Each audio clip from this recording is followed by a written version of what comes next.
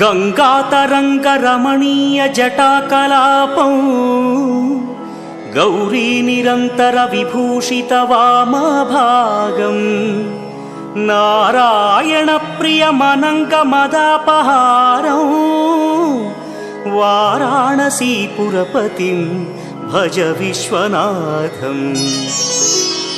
वाचामगोचरमनेकगुणस्वरूपं वागीश विष्णुसुरसेवितपादपीठं वामेन विग्रहवरेण्यकळत्रवन्तं वाराणसीपुरपतिं भज विश्वनाथम्।